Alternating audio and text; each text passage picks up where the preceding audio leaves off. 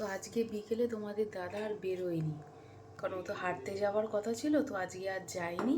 তো তাই ভাবলাম দুজনে এখন ঘরেই আছি, তাই একটুখানি কফি করা যাক।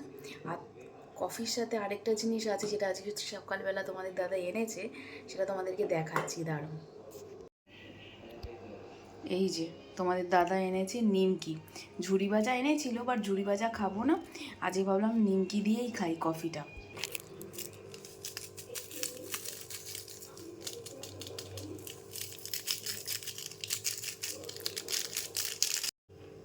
এই যে দেখো কফি করছি।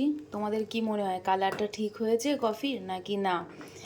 আমরা তো এরকমভাবেই খাই, একটুখানি মিষ্টি দিই, খুব বেশি না।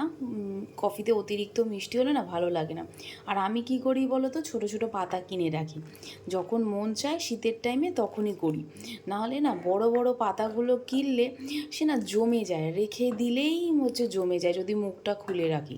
ব্যাস, সেই জন্য আমি তোমার দাদাকে বলেছি যে না, এবার থেকে আনলে ছোট ছোট আনবি, সেটা দিয়েই করা হবে।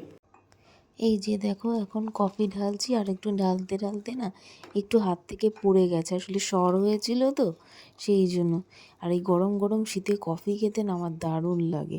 আর তার উপর দেখো একটু বাটার দিয়েছি, দুজনেরটাতেই দিয়েছি। আর এই যে দেখো নিমকি আছে, কফি আছে, সাথে দুখানা আবার বিস্কুট নিয়েছি। ঘরে বসে ভালোই খেলাম। এই দেখো মা আজকে দুপুরবেলা বাঁধাকপি পাঠিয়েছিল, তোমাদের সাথে সেটা শেয়ার করা হয়নি আগে।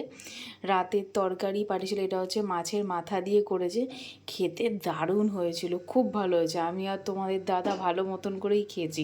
একটু রয়ে গেছে, একটু না অনেকটাই পাঠিয়েছিল তো, তাই রয়ে গেছে, এটা আবার কালকে একটুখানি খেয়ে নেব দুজনে মিলে।